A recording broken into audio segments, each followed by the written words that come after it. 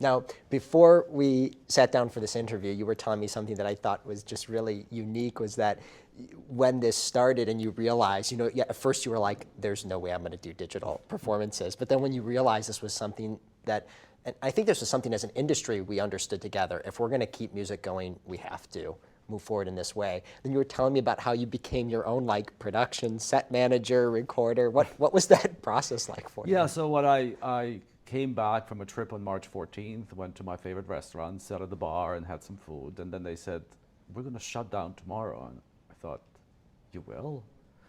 So I'd been in Montana and this Tipperary Art Center, which is a 12,000-acre ranch. So I was kind of, I knew there was this virus, but I was somewhat isolated for a week or 10 days I was there. And so little by little, my next concert was in April, mid-April or something. And it was a solo recital at 92nd Street Y in New York. And they asked me if I wanted to film it at home. And I thought, no, I don't have any interest in this. I'm one of these people, I'm not, posterity is of no interest to me. I'm happy to be here now and love to wake up tomorrow. Really would love to wake up tomorrow. But yesterday's yesterday, I'm done. So I've never, as a result, I've never owned a camera in my life. I've never bought a mic. And then, so I said no. And then little by little, things got canceled more and more into the future, because at first a month was canceled, and 2 months were canceled, and the whole summer was canceled. And I called back and I said, I think I'm gonna do this, because I realized that I would go crazy if I didn't have something to do. So they said, sure, that's great. We set a date. And I decided to first I asked what kind of mic I should get. I really knew nothing. I got help from friends, and all remotely. At that time, we really didn't, we were really isolating. Yeah.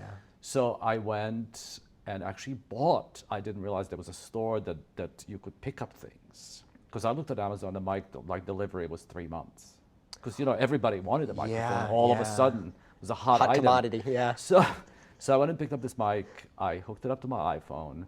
There were many mishaps of, I'm not technical in that sense.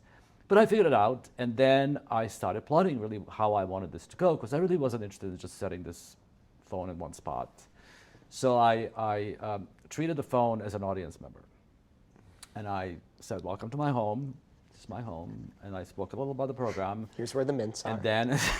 And then at a certain point, I said, I'd like to move you to another seat. And then I moved the phone and this tripod to another position.